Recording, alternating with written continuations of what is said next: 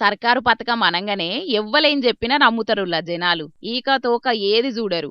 అగో తోకంటే ఈగో పుల్లన్నట్టు వెనక ముందు ఆలోచన చెయ్యకుండా మోసపోతూనే ఉంటారు. సర్కారు పెద్దలేమో డబుల్ బెడ్రూమ్ ఇండ్లకు పైసలు అడిగినా పైసలిచ్చినా మంచిగుండేది.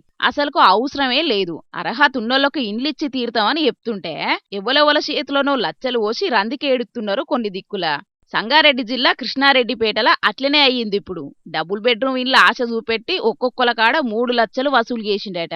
ఆడెవడో జోజీ బ్రదర్ అనే మధ్యవర్తి చెయ్యంగా పరిచయమైన బిహెచ్ఈల కొలువు చేసేటి ప్రసన్న కుమార్ అనే ఓ మూతవారి. జనాల అత్యాశ చూడుండ్రి ఎట్లున్నదో.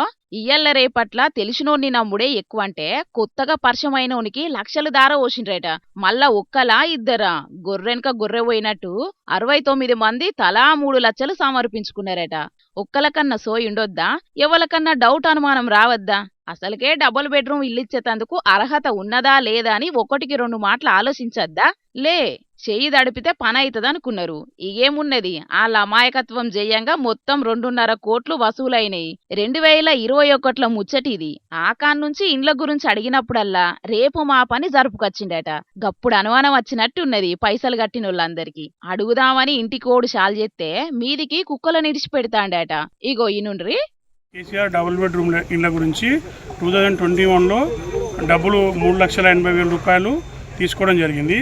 అలాగా ముగ్గురు దగ్గర 3,80,000 3,80,000 ముగ్గురు దగ్గర తీసుకోవడం జరిగింది మా దగ్గర. అది డబ్బులు కట్టినట్టుగా బాధితులు ఉన్నారు.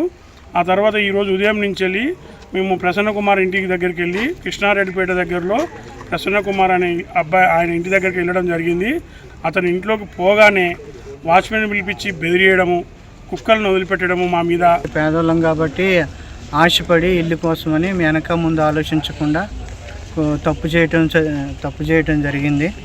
ఇలాగ మేమందరం కూడా జోజీని తెలిసి అడిగినప్పుడు ఆ ప్రసన్న కుమార్ బిహెచ్ఎల్ ఎంప్లాయీకి కూడా నేను తీసుకెళ్ళి ఇచ్చానంటే ఫ్యామిలీతో సహా వచ్చి మీడియాగా మాకు సపోర్ట్ చేసి పోలీస్ స్టేషన్ దగ్గరకు వచ్చి న్యాయం జరగాలని. డబుల్ బెడ్రూమ్ కోసము డబ్బులు జోజీ అనే ఆయనకి మేము డబ్బులు కట్టాము.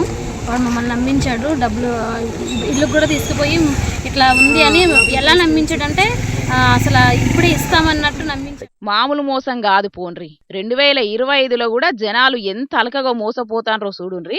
లీడర్లేమో పైసలు తీసుకున్నా తప్పే ఇచ్చినా తప్పే అని అంటాన్రు. ఇటు చూస్తేనేమో జనాలు గుట్టుగిచ్చి మోసం బట్టబయలైనాక రచ్చకెక్కి రందికేడితాన్రు. ఇప్పటికైతే బాధితులంతా కలిసి అమీన్పూర్ పోలీస్ స్టేషన్లో ఫిర్యాదు అయ్యిండ్రు గాని మరి అటెంక ఏం జరుగుతుందో చూడాలే.